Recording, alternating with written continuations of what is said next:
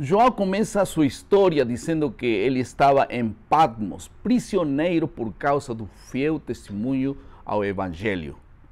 Esta experiência de João em Patmos, sem dúvida que moldou a linguagem e também as imagens do livro, porque ele estava rodeado por água, estava em uma ilha. Por exemplo, o mar e as imagens que estavam relacionadas com a água aparecem 26 vezes no livro de Apocalipse. E justamente é desse mar metafórico que o apóstolo vê a besta que sai para oprimir o povo de Deus em Apocalipse capítulo 13, verso 1.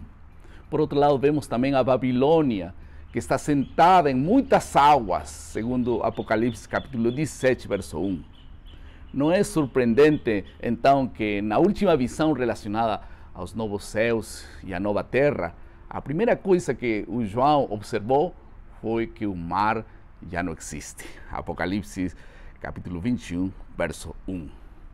Sejam todos bem-vindos ao esboço da lição da Escola Sabatina. Estamos na segunda lição do trimestre, que tem como título Entre os Candelabros. Vamos a estudar nessa lição 3 assuntos, 3 questões. Vocês podem anotar ali, peguem papel, caneta. Vamos juntos a estudar esse esboço. Em primeiro lugar, vamos falar sobre o esboço do livro de Apocalipse 1:19. Em segundo lugar, a mensagem para as 7 igrejas do capítulo 2 e 3. Aqui vamos dar apenas uma introdução desse tema. Em terceiro lugar, a igreja de Éfeso, de Apocalipse capítulo 2, verso 1 até o verso 7. Vamos ao primeiro assunto então, o esboço do livro que se encontra em Apocalipse capítulo 1, verso 19. Aqui João apresenta o plano para todo o livro. O texto começa dizendo assim: escreve as coisas que viste. O que João viu nessa visão? 2 coisas. Aqui está. A primeira, as que são. E em segundo lugar, e as que hão de acontecer depois destas, diz a Bíblia. Portanto, o livro de Apocalipse inclui tanto os fatos do tempo das 7 igrejas, em forma literal, bem como eventos que ocorreriam no futuro. Então, desde Apocalipse capítulo 1, nós vemos o seguinte, aquela expressão que diz: sobe para aqui e te mostrarei o que deve acontecer depois destas coisas. Capítulo 4, verso 1 diz isto. E a partir desse texto, o livro enfatizará principalmente os eventos futuros após os dias de João. O segundo assunto são as 7 mensagens para as 7 igrejas. Nós precisamos introduzir, falar um pouquinho sobre isso. Jesus deu a João mensagens especiais para as igrejas e elas se aplicam em 3 níveis. Em primeiro lugar, o primeiro nível é a aplicação histórica. O segundo nível é a aplicação universal. E o terceiro nível é a aplicação profética. Em primeiro lugar, então, em que consiste a aplicação histórica? É importante lembrar que essas igrejas eram reais e existiram na Ásia Menor, tinham desafios reais. As 7 igrejas estão em uma sequência geográfica que era definida pela estrada romana que as ligava. E essas igrejas existiram no passado, são reais, foram reais. Segundo lugar, a aplicação universal. O que quer dizer isso? Que as mensagens para as 7 igrejas contêm lições valiosas que se aplicam aos cristãos de todas as idades, de todas as épocas. A carta inteira deveria ser lida por todas as igrejas em todos os tempos. Agora, o nível da aplicação profética. Tudo isso mostra que as 7 igrejas, que são as mensagens para eles, tinham a intenção de fornecer uma visão panorâmica do cristianismo desde o primeiro século até o tempo do fim. Essa é a visão, então, profética.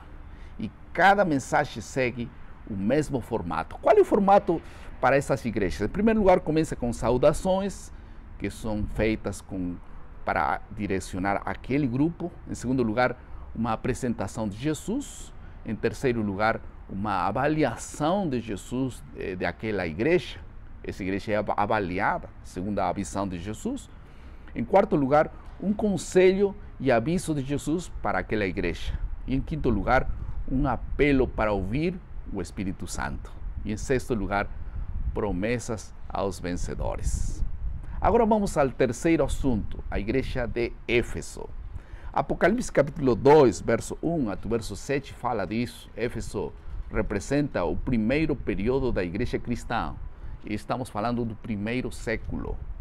Em Apocalipse 2, capítulo 2, verso 2 e 3, Jesus felicita a igreja por várias qualidades. Em primeiro lugar, eles trabalharam arduamente e mostraram perseverança paciente em prol do Evangelho.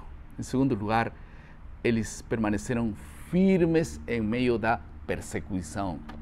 Em terceiro lugar, eles foram doutrinariamente sadios.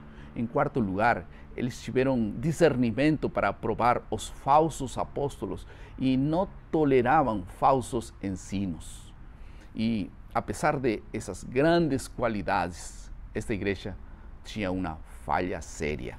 Apocalipse capítulo 2 e o verso 4 diz que abandonasse o teu primeiro amor. E ao colocar toda a sua ênfase nas ações corretas e na sã doutrina, poderiam ter levado a diminuir o seu amor por Cristo. Lembrem uma coisa, o fundamento de nossa obediência está no amor por Jesus. Se me amais, guardad meus mandamentos. Finalmente, Jesus apela à igreja de duas maneiras. Ele disse: devem sempre lembrar que o tema central do Evangelho é o amor de Deus. Em segundo lugar, eles devem se arrepender. Se vocês não se arrependem, tudo ficará, aquilo bom não significará nada. Algumas aplicações ao final de nosso esboço. Existe uma diferença entre o sofrimento pelo amor de Cristo e o sofrimento pelas nossas escolhas erradas. Então, não podemos nós esquecer isso. Em segundo lugar, a boa notícia é que aqueles que permanecerem fiéis e não participarem das práticas pagãs terão permissão para comer da árvore da vida que está no Éden restaurado. Amém? Que Deus nos abençoe e nos prepare e que nos faça não somente obedientes a seus mandatos, sino nos dê amor para com Deus. E que qualquer sofrimento não signifique nada para aquilo que Deus já fez por nós. Vamos orar, querido Pai. Muito obrigado por Tua palavra. Por favor, Senhor, abençoe aqueles que estão estudando este livro e possam ser felizes seguindo fielmente aos conselhos de Tua palavra. Em nome de Jesus. Amém. Muito obrigado por estar conosco mais uma vez. Lembrem nosso lema: maná, cada dia, cada manhã, é alimento para a vida. Que Deus os abençoe.